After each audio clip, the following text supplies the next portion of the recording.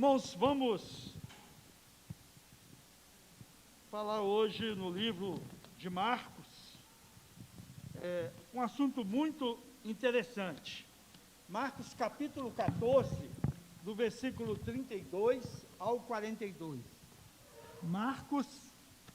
Marcos capítulo 14, do versículo 32 ao 42.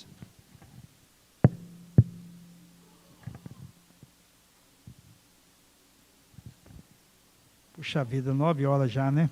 O tempo passa demais. Vamos.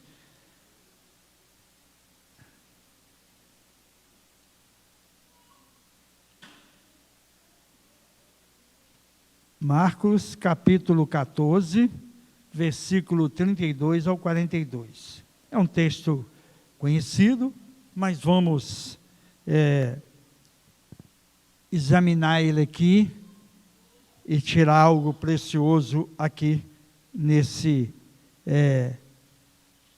texto. 32 ao 42, do capítulo 14. E foram a um lugar chamado Getsêmani, e disse aos seus discípulos: assentai-vos aqui enquanto eu oro. E tomou consigo a Pedro, Tiago e João, e começou a ter pavor e a angustiar-se. E disse-lhe: a minha alma está profundamente triste até a morte. Ficai aqui e vigiai. E tendo ido um pouco mais adiante, prostou-se em terra e orou para que se fosse possível, passasse dele aquela hora. E disse: Abba, Pai, todas as coisas te são possíveis. Afasta de mim esse cálice. Não seja, porém, o que eu quero, mas o que tu queres. E chegando, achou-os dormindo e disse a Pedro: Simão, dormes? Não podes vigiar 1 hora? Vigiai e orai, para que não entreis em tentação. E o espírito, na verdade, está pronto, mas a carne é fraca. E foi outra vez e orou, dizendo as mesmas palavras. E voltando, achou-os outra vez dormindo, porque os seus olhos estavam carregados, e não sabiam o que responder-lhe. E voltou terceira vez e disse-lhe: dormi agora, e descansai, basta, é chegada a hora.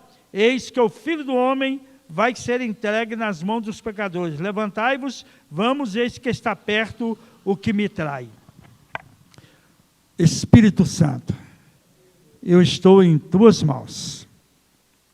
Estou diante da tua presença, Senhor, e também creio na direção do teu Espírito. Pai, que nessa noite o Senhor fale conosco. Fale conosco. Uma palavra só, Deus, basta para que nós ouçamos o Senhor. O Senhor mesmo disse que não é por muito falar que seremos ouvidos. Me dá graça, sabedoria no falar e diligência, Senhor. Ó Deus, no falar. Que eu consiga agora, Senhor, não desperdiçar o tempo para que recebamos a mensagem do Senhor. Amém. Glória a Deus. Irmãos, esteja bem atento, porque lamentavelmente nosso tempo é curto e a gente precisa sintetizar sem perder conteúdo. Olha, aquele momento era um momento muito difícil para Jesus. Muito difícil. Muito difícil. Muito. Muito. E Jesus não passou uma vida fácil. Eu ouvi uma mensagem que achei muito interessante. A pessoa fez um apanhado de toda a vida de Jesus, levando em circunstância a forma que Jesus nasceu. Muito interessante.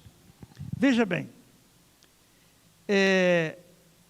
Maria recebeu o anjo, foi engravidada pelo Espírito Santo, não é isso que fez gerar Jesus, não é isso que nós temos na palavra de Deus? Bom, ela estava desposada com José, ainda não havia casado, mas desposada. José quis deixá-la, não é? E ela, o Senhor em sonho fala com ele, né? que o que ia nascer ali era do Espírito Santo, para ele não temer. Né? E ele recebe a palavra de Deus, assim, ele sai daquele lugar, da onde que eles moravam. Ele sai daquele lugar. Tá? Porque a situação ali não era boa para ele. Depois vem o recenseamento, quando Jesus estava para nascer. E o recenseamento, a pessoa só podia ir na sua cidade. É como hoje, para os irmãos entenderem, na eleição, você só pode, quem é de BH, votar em BH, não é? Você não pode estar em Betim e votar no vereador lá em Betim, ou votar no vereador de BH em Betim. Ainda é local, não é? E aí eles tiveram que ir. E quando eles chegaram em Belém, Jesus nasceu em Belém, né? Quando eles chegaram ali, naquele local, ele foi para a casa de parente. E naquela época, as pessoas que tinham condição de ter uma casa melhor, fazia uma casa separada para o parente vir ficar ali um quarto. Porque como que funcionava as casas? As casas eram grandes e elas tinham uma repartição lá dentro, não uma divisão igual nós temos hoje, nós temos quarto, sala, cozinha. Não era desse jeito, não era. Né? Então, imagina aqui que isso aqui fosse um lote. Né? Aí, o que eles faziam? Desse lado aqui tinha a estrebaria, onde ficava os costos, o cavalo. Desse lado aqui, onde que guardava os mantimentos que eles colhiam, no fundo ficava uma casa grande e em cima tinha um terraço. Como raramente chovia, eles ficavam, na maioria das vezes, dormiam em cima do terraço. Na parte principal, às vezes embaixo, ficava mais o homem e a mulher. Os filhos mais velhos tal, dormiam lá. Mas em cima do terraço, eles costumavam, imagina aqui, essa parte aqui de cima, aqui, ó, tem aqui embaixo, aqui, ó, eles faziam o quarto que era igual o quarto do profeta, lá na época do Eliseu, com aquela sunamita, né, que fez aquele quarto para ele. Então, o certo era José e Maria ficar lá. Mas, quando eles não acharam lugar para eles, lá fala, chamava às vezes de estalagem, que não era tipo um hotel, não. Né? O lugar que eles ficaram foi na casa de um parente. Aquela estrebaria, não é que eles foram para um curral lá qualquer fora, não. Né? Às vezes se coloca isso, mas o estudo, eu estou te falando uma mensagem que eu ouvi, né, e replicando ela para vocês, ele ficou no único lugar que dava ali, naquela estrebaria, dentro daquele lote. Porque também vi uma outra situação aí que eu quero colocar para a gente caminhar aqui um pouquinho. Havia uma rejeição por Maria e por José dos parentes, porque era uma cidade pequena, irmãos, uma cidade de 100 e poucos habitantes. Como que uma situação de uma mulher grávida não vai ser divulgado ali? Não vai aparecer. Quando Maria recebeu a palavra do anjo, ela chegou um determinado tempo, ela foi para a casa da sua prima Isabel. Você lê o texto lá, foi onde que Isabel, ao saudar Maria, João Batista pulou no ventre de Isabel. Quem lê o texto lá não lembra disso? Né? E falou assim, a criança ouvia a voz da serva do meu Senhor, ela pulou dentro do meu ventre, ela foi cheia do Espírito Santo. Foi ali que Isabel, uma das parentes de Maria, que era mais velha, prima de Maria, era mais velha, entendeu que aquela situação da Maria não era uma situação de pecado. É onde que Maria achou consolo. É muito interessante, irmãos. Quando eu vi isso, eu comecei a analisar aquela questão, muito interessante. Então, bom, eu estou contando isso, o que tem a ver com o nosso texto? Eu quero falar um pouco de Jesus caminhando, né, e pulando e saltando, para nós chegar aqui numa outra situação. Imagine o que Jesus pode ter passado na sua infância. Imagine, você já parou para pensar isso? Porque a gente não pensa na infância de Jesus, é ou não é? A gente olha para o Cristo, aquele que veio fazendo milagre, né? Aquele que veio curando, libertando e que foi crucificado. E como é que foi isso aí antes? Né? Jesus, se você observar, e eu comecei analisando, a Bíblia diz que os próprios irmãos de Jesus faziam o quê? Eles não criam nele, não criam em Jesus. Então havia uma rejeição.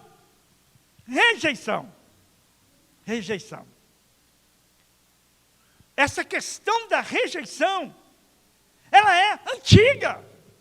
Ela não é de agora. Não é de agora. A rejeição pode provocar muitas situações na vida de pessoas, de morte, de suicídio, uma série de coisas, se afastar das pessoas, enfim, um monte de coisa. Então Jesus, ele pode ter passado por todas essas coisas. Agora, Jesus, ele começa o ministério dele aos 33 anos, e aí ele escolhe 12 pessoas para andar com ele, não foi? Que eram os seus discípulos, ou apóstolos, não é?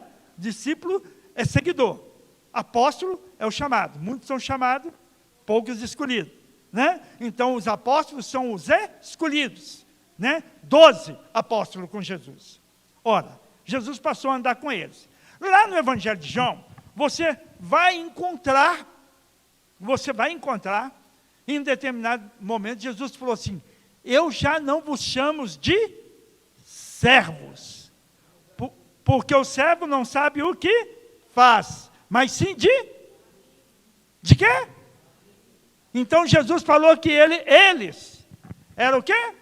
Amigos. Jesus estava considerando eles amigos. Entendeu?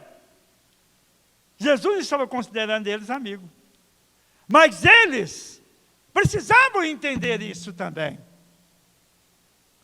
E às vezes, a gente é amigo de uma pessoa, mas às vezes, a pessoa não corresponde a essa amizade com a gente. É interessante. Você já parou para pensar isso? Eu disse uma vez para uma pessoa, falei assim: ó, eu descobri que eu sou seu amigo, mas eu não sei se você é meu amigo. A pessoa está com raiva de mim até hoje. Até hoje. Sério? A última vez que eu encontrei com a pessoa passou de carro, parou em frente a eu, conversou, meio sem graça, né? E muito chegado, muito chegado desde a infância. Mas eu tive coragem de dizer para ele. Porque o amigo está conosco em todos os momentos. Tem uma pessoa aqui na igreja, irmãos, que ele pode até parecer chato, mas é uma pessoa que se importa, Maurício. Maurício liga para a gente todo dia. A maioria das pessoas que tem mais contato com ele, né? Todo dia Maurício liga. Nem às vezes eu não. Ele fala assim: você está me abandonando, você não me atendeu, que às vezes não dá para atender. Mas é uma pessoa que faz questão, não é só para mim não, ele liga para várias pessoas aqui na igreja, porque interessa, quer ter amigos, né? Outras pessoas são assim. Às vezes nós não temos esse hábito de estar ligando para as pessoas, de estar perguntando como é que você vai, não é? E a pessoa me falou que estava doente, né? E aí eu imediatamente já fiz contato com a pessoa. Depois, na semana seguinte, liguei para a pessoa, eu não passei uma mensagem não. Tem hora, irmãos, que você passa uma mensagem, mas tem hora que você tem que ligar, para a pessoa ouvir a sua voz ali, direto, você conversando. E isso faz muita diferença, sim ou não? Faz diferença, não é? Quando os irmãos viram eu, aqui parece dando um tom de reclamação, mas é por causa disso, né? Que eu me senti só. Às vezes precisava que alguém me ligasse, alguém falando comigo, né? Eu disse isso para os pastores, né? Pessoalmente, sabe, aquela ligação aí, como é que estão as coisas e tal, entendeu? O amigo é assim. Amigo é assim. Há uma música popular que é interessante, tem muita coisa aí que é interessante, né, irmão? Fala assim, amigo é coisa para se guardar dentro do coração, não é? Dentro do coração. E é necessário isso. Irmãos, muitos hoje estão andando, estão no meio de muitas pessoas, mas estão só. É ou não é verdade? Às vezes você está dentro dessa igreja e você está se sentindo só. Às vezes a gente tem muitos conhecidos e poucos amigos, ou quase nenhum amigos, não é? Por isso que às vezes as pessoas estão abafadas. Alguém me disse hoje, né? Olha, eu desabafo com psicólogo, porque eu queria desabafar com alguém, um amigo. Eu não tenho uma pessoa, amigo, que eu possa desabafar. Isso é muito sério, irmãos. Isto é muito sério. E como igreja, eu quero, não vai dar para a gente falar tudo aqui hoje, começarmos a abrirmos os olhos para mudar o nosso comportamento. Às vezes a gente fala assim que tem que escolher um amigo. É verdade ou mentira? Eu acho que não. Interessante. Eu acho que não. Pensa, eu sei que você respondeu assim, direto. Um amigo não se escolhe. Eles se encontram. É ou não é? É ou não é? Eles se encontram. Irmãos, só dar uma comparação aqui, parece simples, mas veja que coisa interessante. Foi no ano mais ou menos 2001, 2002. Eu estava fazendo pré-encontro na Igreja Batista da Lagoinha, lá na Central. E quando eu passei assim, eu vi um cachorro. Um poodle-lata. Uma mistura de poodle com vira-lata. E ele estava até com uma gravatinha, branco meio cinza o pelo. E ele olhou para mim assim, e eu olhei para ele, sabe aquele negócio, paixão à primeira vista? Eu não sou assim muito apaixonado com cachorro, com animal não, irmãos, eu não sou não, sinceramente não sou. Eu gosto, e os cachorros gostam de mim, impressionante. Impressionante, eu fui fazer uma visita numa casa, um cachorro cego, ele veio e ficou debaixo da minha perna assim, ó. A pessoa falou, oi, pastor, esse cachorro não vai com ninguém não. Mas ficou lá na minha perna, gostou do cheiro. Talvez eu tenha algum cheiro de cachorro, né? talvez, né? Irmãos, lá na chácara tem uma cachorra, apareceu lá, a branca. Ele é de branca também. Eu não sei como que ela sabe que eu chego lá. Ela mora uma distância, irmãos. Fica numa casa, uma distância daqui, depois da ponte. Então, para vocês entenderem, às vezes eu passo indo para a chácara pela ponte. Estou dando um exemplo, tá bom? Ou às vezes eu passo também vindo pelo conjunto da minha casa, porque tem 2 lugares. Às vezes eu passo por cima, ela não viu, ela chega lá. E só vai embora o dia que eu vou embora. E tem uns cachorros do vizinho lá que chega lá, ela parte em cima deles. Mas parte mesmo. Impressionante. Tá? Então, o amigo, a gente não se escolhe. Não se escolhe. Né? Ele vem e a gente vai. Né? Então, Jesus tinha os 12. Agora chegou em um momento, Jesus tinha dado muito. Foi ou não foi? Ele curou, ele alimentou, ele consolou. Foi ou não foi? Não é? Ele ressuscitou Lázaro, ressuscitou o filho da viúva de Naim, não é? Ele curou o cego, mudo, surdo, alimentou aquela multidão, não é? Enfim, ele curou a alma daquela mulher samaritana lá no poço de Jacó, não é que todo mundo queria acabar com a vida dela. Enfim, agora, ele tinha que passar por um processo, e nesse momento, ele agora viu onde estão os meus amigos. Então ele pegou os amigos dele, que eram o quê? 12, não foi? 12. E ele subiu, foi para o jardim do Getsemane. E ali naqueles 12, ele deixou 9 num determinado ponto, e pegou os mais chegados. Sempre há pessoas mais chegadas a nós. A Bíblia fala que há amigos, o quê? Há pessoas mais chegadas. E aí, ele colocou os três e afastou deles um pouco. Porque a alma dele estava em agonia. Ele estava vivendo um princípio de depressão naquele momento, gente. Mas que loucura, o Filho de Deus. Irmãos, Jesus estava em um corpo de carne, osso, tá certo? Então, aqui, o corpo humano, ainda que o corpo de Jesus era diferenciado, mas nasceu fecundado por um espermatozoide, pelo o milagre de Deus, né? Ele tinha a genética de Maria e tinha a genética espiritual de Deus ali, né? E para Deus é possível, porque foi Deus que criou o homem lá no Jardim do Éden. Então, para Deus não era problema, não, né? Então, ele tinha um corpo emocional. Eu pergunto, Jesus chorou? Ah, então bacana. Choro faz parte da nossa emoção. É ou não é? Não é? Nós choramos por dor e nós choramos emocionados de alegria ou de tristeza. Não é? Então Jesus tinha emoção. Não é? E ele então precisava. Irmão, sabe o que significou para Jesus? Eu não sei, você não sabe, mas eu estou perguntando.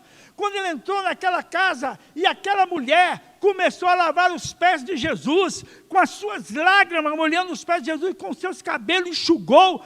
Sabe aquilo que significou para Jesus naquele momento, irmãos? Ele vendo uma pessoa que se importou com ele. A mulher não podia chegar quando os homens estavam sentados na sala, era a cultura daquela época, né? E aquela mulher foi ali e se rebaixou e fez isso. Aquilo para Jesus foi um valor inestimável. E tem hora, irmãos, que certos atos que nós cometemos com as pessoas, ou as pessoas para conosco, é de um valor inestimável. Não é verdade? Um abraço, uma gratidão, isso não tem como medir, é imensurável. Faz muita diferença, irmãos. Como faz diferença? Como faz diferença? Não é? E aquilo para Jesus foi importante. Agora ele está lá no Getsemane, né? E aí ele começa a orar. E ele derrama a sua alma na oração. Aí ele volta e encontrou os três na maior replé lá, não foi? Orando e tal, pulando e falando língua, não foi? Estava pescando, mas não a pescaria do pastor Cupertino. Né? Estava dormindo. Né? Jesus não criticou, os outros também estavam dormindo. Jesus voltou a segunda vez, eles estavam dormindo. E a sua alma estava em agonia. Então, irmãos, para a gente fechar isso aqui, vou estar colocando aqui agora, alguém me perguntou se eu tenho muitos amigos. Eu falei, na maior parte do tempo, o pastor se sente só. Porque, às vezes, ele nem pode compartilhar por desabafo certas coisas. Não pode. Como que eu, pastor Cupertino, ou qualquer outro pastor aqui, vai desabafar algo que você contou para a gente? Tem como. Não é? Não tem como. Né? Tem coisas, irmãos, que eu ouvi, que ninguém sabe e vai saber. Vai morrer comigo na sepultura. Graças a Deus vai morrer. Em nome de Jesus. Não é? Então, e ali? Então, o que fazer? Então, agora, eu não posso contar com os meus amigos para estar orando comigo. Eu não posso contar com meus amigos ali, talvez para um abraço. E aí, o que eu vou fazer? Eu vou me entregar? Eu vou deixar que a depressão tome conta de mim? Eu vou deixar de exercer a minha liderança como pastor? Você, sua liderança como pai ou como mãe? Como é que você vai fazer? Às vezes você precisa do médico, como eu já precisei, de um psiquiatra, fiz tratamento muito tempo, né, porque a situação chegou a um determinado ponto que veio o esgotamento físico que se associou, não foi só apenas a questão mental, não, foi associado a outras coisas. Mas e aí? Nós vamos deixar as coisas acontecer e vamos nos prostrar? Porque a depressão rodeia, ela leva suicídio, ela mata, ela destrói as esperanças, ela tira os seus sonhos, não é? E aí, como é que você vai fazer? Como é que você vai se sentir? Olha, gente, eu já contei aqui para vocês, e vale a pena eu dizer aqui de novo dentro da mensagem. Eu tinha em torno de 18 anos, por aí, né? E eu me senti tão só. E os meus amigos todos me abandonaram. Todos. Que eu quis morrer. E eu pedi para morrer. Eu não pensei em suicídio, mas eu pedi para morrer. Pedi para morrer, não é? Quando eu e Aura enfrentamos a situação da Carla, que o médico tinha dado uma sentença de morte para ela, eu olhava para a direita, para a esquerda, para frente, para trás, eu não via os meus amigos, não via. Não era como hoje que nós temos a facilidade de passar uma mensagem do WhatsApp, e ainda que tenha essa facilidade, às vezes nós não passamos, não é? Eu não recebia um telefonema. Às vezes eu passava uma semana naquela agonia, o meu pastor não fazia contato comigo, ninguém fazia contato comigo, e eu ali na minha solidão, eu e Aura naquela luta, naquela dificuldade. Mas nós não desistimos. O que nós fizemos? Quando você está passando por uma situação assim, você precisa reagir. Você precisa reagir. E o que Jesus fez? Ele orou. Ele orou. Mesmo ele chegando e vendo os seus amigos cochilando, ele voltou e orou. Porque na oração você tem muitas coisas para falar com Deus.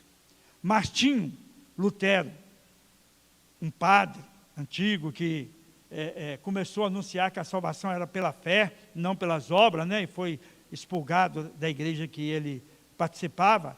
Ele disse: eu tenho muito a fazer hoje, que acho que vou passar as primeiras 3 horas em oração. Ele falou assim: olha, eu tenho muito para fazer hoje, eu estou tão atarefado, que eu acho que eu vou passar as primeiras 3 horas em oração. Entendeu, irmãos? Fica ligado em mim aqui, porque eu tenho que ser muito rápido, não desvia minha atenção, tá bom? Vou passar as 3 horas, porque ele viu a importância de estar orando antes de decidir qualquer coisa. Antes de você tirar a sua vida, fala com Deus para ver se é isso que Ele quer. Antes de você fugir de casa, fala com Deus para ver se é isso que Ele quer. Antes de ficar com raiva do pai, da mãe, de fulano ou de ciclano, né? Pergunta a Deus se é isso que Ele quer. Uma certa vez, uma pessoa ligada a mim, tinha saído de casa, porque não aguentou a pressão dos pais. Eu encontrei com a pessoa e conversamos. Eu falei: não, seu lugar não é aqui, é lá, volta. Né? E os pais não tinham expulsado a pessoa de casa não, mas aconteceu uns fatos, e a pessoa foi aquela pessoa que cuidou dos pais até o final. Né? O próprio Martinho Lutero diz assim: a oração é o suor da alma. Né? Então eu vou fazer exercício aqui, tá bom? Eu vou o quê? Suar, não é? A oração é o suor da alma. Temos que orar até que a nossa alma sua, até que a gente transpire a humildade diante do Senhor. Irmãos, por que temos que fazer isso? Porque através da oração que a gente vai encontrar oportunidade para abrir o nosso coração e falar tudo o que queremos. Lembra quando eu contei para vocês aqui a história do rei careca? Quem lembra da história do rei careca? Tinha um rei que era careca. E o barbeiro ia lá fazer a coisa dele e ele não podia contar para ninguém, porque senão, ó, cortava a cabeça, né? O rei não queria não, ele usava uma peruca, entendeu? Aí aquele barbeiro morreu, ele já estava mais idoso, e chamou o Tiaguinho mais novo para ser o barbeiro do rei. Mas o Tiaguinho novo não aguentava segurar a língua. Ele falou, meu Deus, eu preciso contar para alguém, o rei é careca. Eu não sabia que o rei era careca, porque era uma novidade, né? Aí ele falou, eu preciso desabafar. Tiaguinho saiu do palácio, saiu dos muros do palácio, passou no meio do povo, aí ali do lado de fora, foi no campo, onde o pessoal estava plantando, passou no meio dele, depois seguiu, passou na floresta, da floresta chegou num lugar bem deserto, que areia, bem árido mesmo, e lá Tiaguinho furou um buraco bem profundo, e chegou lá dentro e gritou, o rei é careca! Tampou o buraco, falou, tá, selado, acabou. Quando Tiaguinho chegou na floresta, tinha um lenhador, ei, jovem, tudo bem? Tudo bem, você está indo para onde? Estou indo lá para o palácio. Está sabendo que o rei é careca? Tiaguinho ficou doido. Falou, ai, meu Deus. Quando Tiaguinho passou no campo, o pessoal plantando e tal. E aí, jovem, tudo bem? Aí, bacana, tal. Né? Está de boa? Estou. Pois é, está sabendo que o rei é careca? Quando chegou dentro do palácio e tal, todo mundo já estava sabendo. Ele perguntou para uma pessoa, para o lenhador, né? Como é que você sabia que o rei é careca? Ele falou assim, sabe por quê? Veio um eco aqui na floresta, gritando, o rei é careca. Nós precisamos abafar, irmãos. Está entendendo? Então, a gente precisa, né? Então, Jesus orou. Outra coisa, mesmo que Jesus não viu feedback dos amigos dele, dos 12, e principalmente dos 3, mas ele queria alguém perto. É bom ter alguém perto, irmãos. É bom, né? Então Jesus lá no Getsemane, né, está se sentindo profundamente angustiado, triste, não é? À procura de uma resposta. Então a companhia das pessoas que ele ama era importante para ele. Pedro, João e Tiago, os 3 estavam ali junto dele. Não é? A Bíblia fala, irmãos, que não é bom estarmos só, porque se um cair, o outro levanta. É bom serem 2, porque um aquece o outro. A gente precisa, irmãos, e Jesus precisava disso, de ter pessoas ali perto dele, não é? Eu sei que eles não estavam preparados para tudo, não estavam. Então, procure, eu vou pôr aqui entre aspas, um amigo, ou seja, pede a Deus, Senhor, eu quero estar relacionando com pessoas. Eu quero. Tem uma pessoa, irmãos, que eu trabalhei com ela, em 1974, 75, por aí, que eu a conheci. E quando nós a conhecemos, ele era jovem, eu também, ele queria bater em mim. Por quê? Não sei, me achou antipático, era muito brincalhão, parece que não, mas a gente é um pouco brincalhão, né? E aí, mas não bateu, graças a Deus que não bateu, porque também ele ia apanhar, não é? Claro. E aí, com o tempo, a gente foi relacionando, e ele falou, engraçado, o meu apelido lá na empresa que eu trabalhava era Chico, né? Ô Chiquinho, eu queria te dar uns cocô, e ele era forte, tá? Eu chamava ele de índio, né? A gente se tornou grandes amigos. Pessoa íntegra, irmãos, íntegro. E anos nós trabalhamos juntos. Depois, eu lembro uma vez, irmãos, né, ele numa angústia, numa situação assim, com a esposa dele quase separando, né? A Bíblia fala que na angústia nasce um irmão. E eu lembro que eu saí lá da Santa Casa, que era o prédio que trabalhávamos, e fomos a pé, andando, passando perto do pronto-socorro, descemos Afonso Pena, fui a pé para conversar com ele, tirei aquele momento para ele, e ele não querendo ir para casa. Aí, quando chegou na Afonso Pena, eu lembrei na rua Tamoios, tinha a livraria evangélica, alguns lembram da livraria evangélica na rua Tamoios, e tinha uma parte da livraria evangélica em cima que você podia ir para lá e orar. E eu cheguei, conhecia a gerente, porque a Aura já tinha trabalhado lá, e eu subi com ele e falei com ele, vamos orar um pouquinho, eu quero orar por você. E ajoelhamos lá naquele local, eu pus a mão no ombro dele e orei por ele. E quando eu estava orando por ele, ele fez assim, ó, Ele falou, agora eu vou embora para casa. E nunca mais saiu de sua casa. Está casado até hoje. Depois, irmãos, que anos se passaram, anos se passaram. Eu fui num velório, talvez tem 3 ou 4 anos por aí, nessa faixa. Eu fui num velório lá no Parque da Colina, e ele morava lá perto. Eu lembrei. Aí liguei para ele e falei assim, estou aqui no Parque da Colina, no sepultamento, vai ser tantas horas, põe água no feijão, porque vai chegar mais um. Eu vou comer. Hoje convém me comer na sua casa. E fui.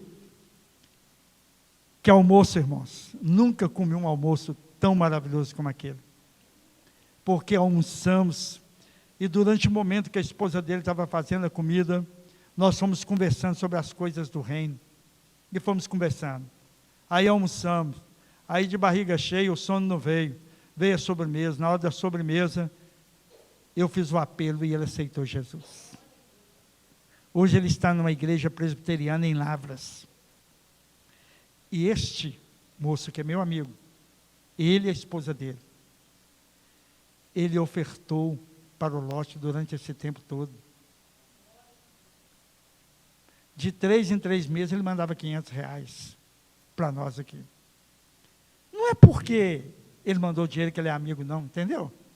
Mas dentre os meus, amigos, foi o que me respondeu mais rápido. Está vendo? Então, às vezes, você se sente só. E a Bíblia fala que busca seus próprios interesses aqueles que se separam. Ah, mas a gente conta as coisas para as pessoas vão falar para os outros. Mas a gente tem que compartilhar com quem é maduro. Tem amigos, irmãos, da gente, que nós conseguimos carregar 2 sacos de cimento e ele só consegue carregar 1. Então não põe 2 sacos de cimento em cima dele, não. Entendeu? Está entendendo? Não põe. Não é que ele não é seu amigo. Não é que não é sua amiga. Mas há certas coisas, a amiga a gente compartilha tudo. Não é assim. Olha o nível do seu amigo. O nível de maturidade, de possibilidade. Jesus não passava tudo para os seus discípulos, não, porque eles não conseguiam absorver tudo, não é? Mas naquele momento ele estava com ele. Então tenha pessoas do seu lado para te ajudar, que vai te dar uma palavra no momento. Outra coisa, nesse momento em que você está só, abrir o coração, derramar a alma. Jesus lá no Getsêmani, ele abriu a sua alma para o Senhor Jesus. O que ele disse? Se for possível? Sabe o que significa isso? Eu lembro. Quando os presos tinham uma sentença, né, eles ficavam em fila para a execução. E aí passava-se um cálice. Passava aqui na mão do pastor Cupertino. Aí quando ele ia para a execução, ele passava para o Juca, ele passava para o outro. Mas... não, aliás, ele vinha com seu cálice. Não, se ele fosse perdoado, ele passava o cálice para outra pessoa. Ele passava o cálice para outra pessoa.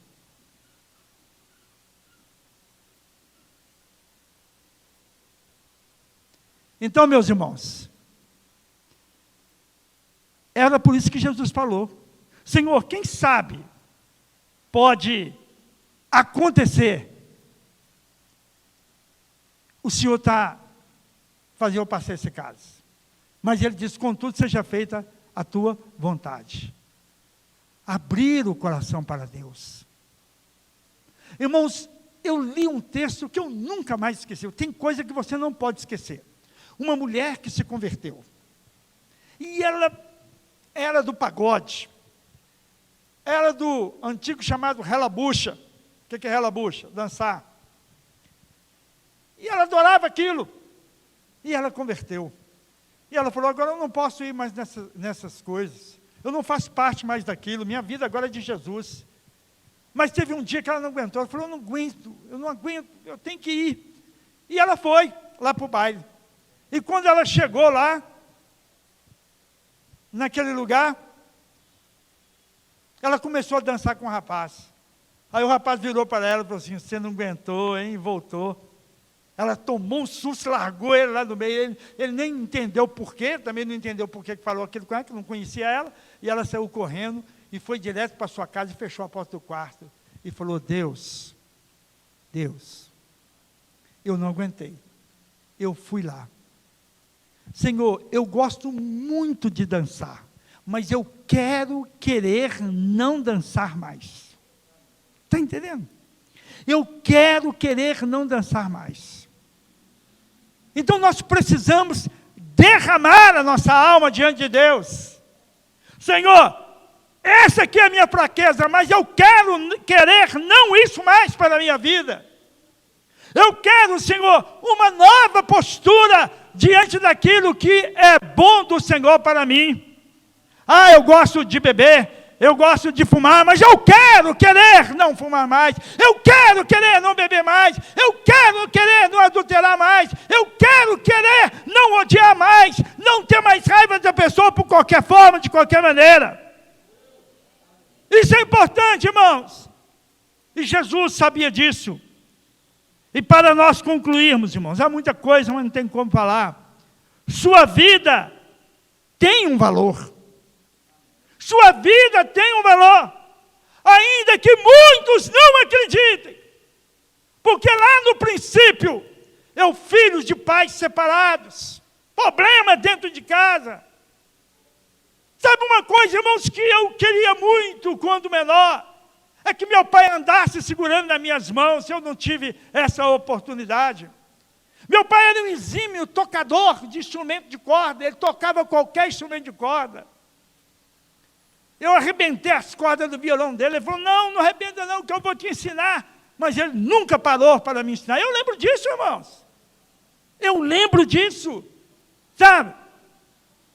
E aí, essas coisas vai colocando em nós assim: será que há algum valor? Será que eu tenho algum valor? Será que Deus tem alguma coisa para mim? Essas coisas vão desagregando de nós, irmãos. É por isso que tem muita gente sofrendo, tem muita gente perdido, tem muita gente no meio do espaço, numa dimensão que Deus não preparou para nós. E Jesus sabia que a vida dele era a vida do sacrifício. Ele sim iria sacrificar, mas por nós, para que nós não precisássemos ir para uma cruz física, como ele foi. Sua vida tem um valor, ele se importa. Irmãos, certamente, se formos escrever um livro, eu vou sentar aqui e vou fazer uma fila, e você vai vir e falar: olha, eu vou escrever um livro da sua vida, pastor Cupertino, e vou anotando para ele, vai contando a sua história. Nós teríamos muitos livros nessa vida que as bibliotecas não iriam comportar. Cada um tem uma história e muitos se perdem no meio dessa história. Não é isso que Deus preparou para você e para mim, de forma alguma, né?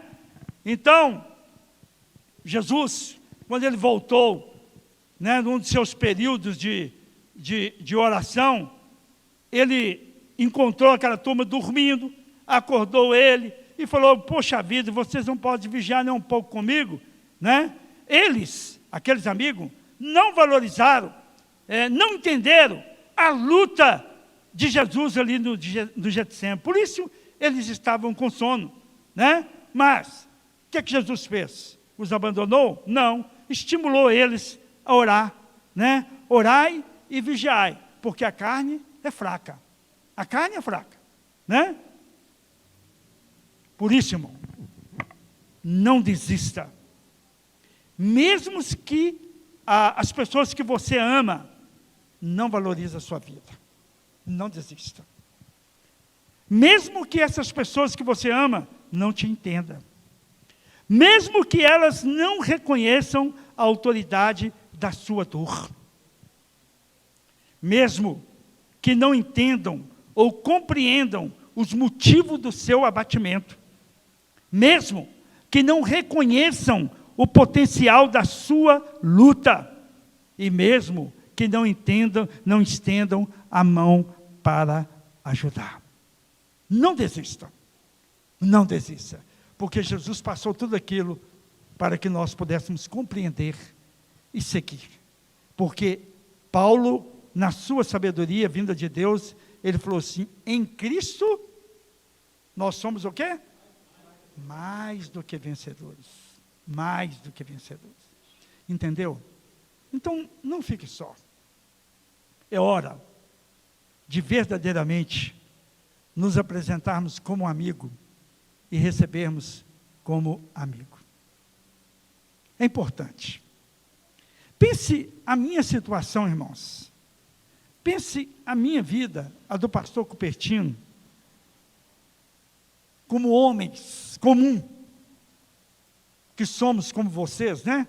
Estou falando homem aqui, não questão de sexo, pessoa, que tem a necessidade de desabafo. E que às vezes erra e falha, porque fala até o que não deve. A gente fala, porque da nossa natureza de pessoa humana. Mas mesmo assim, Ele nos ama. Mesmo assim, Ele nos ama.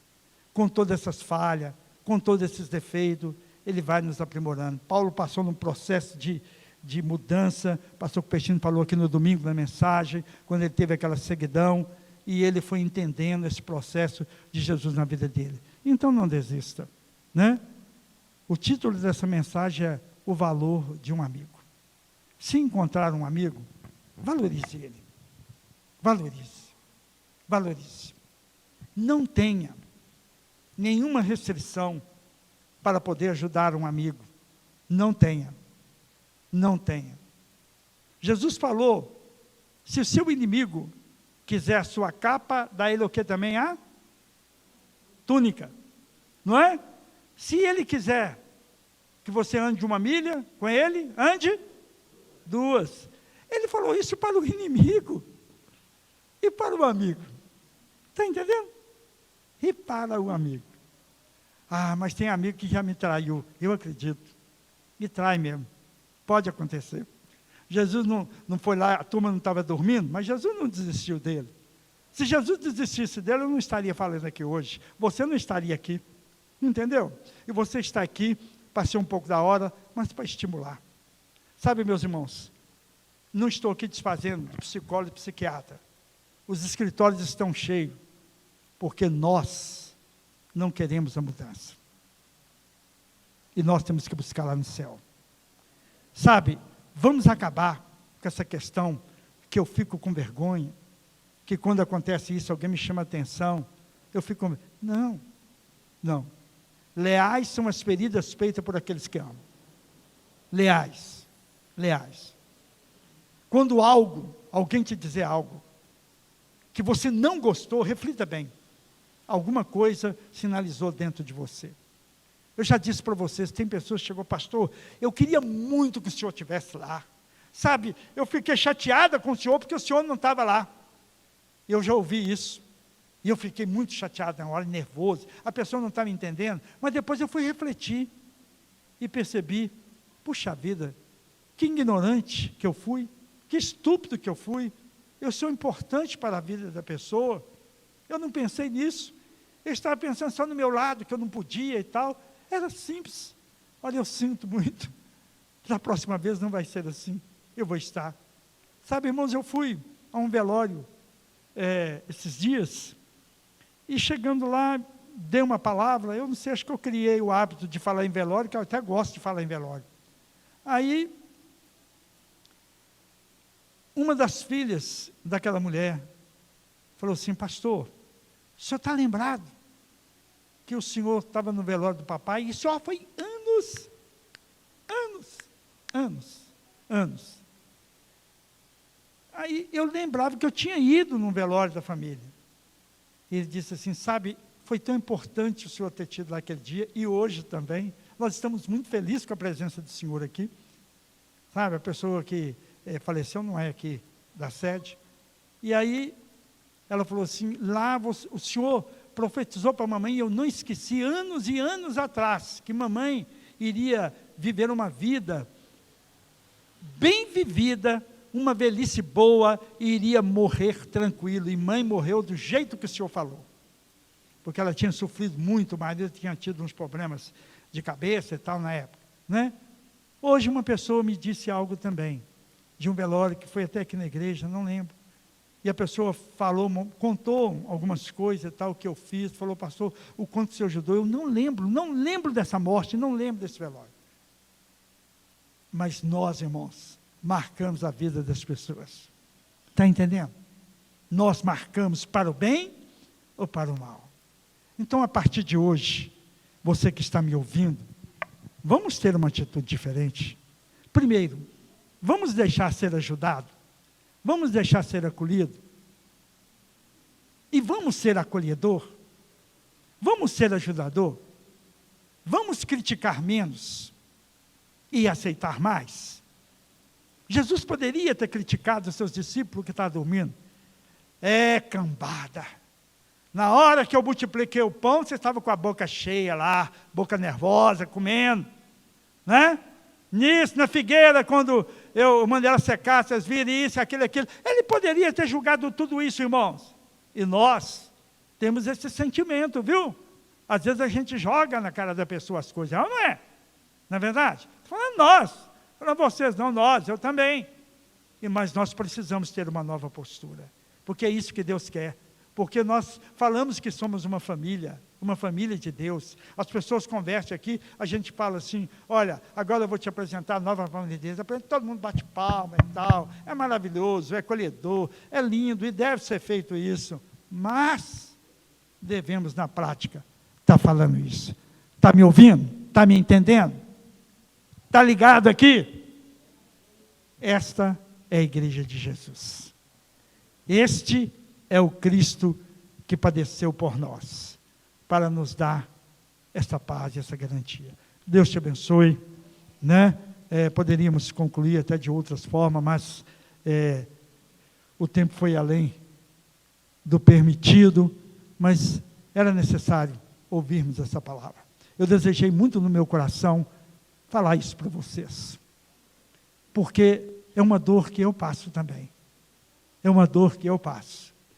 E eu não quero que nós continuamos nisso. Eu não quero. Sabe?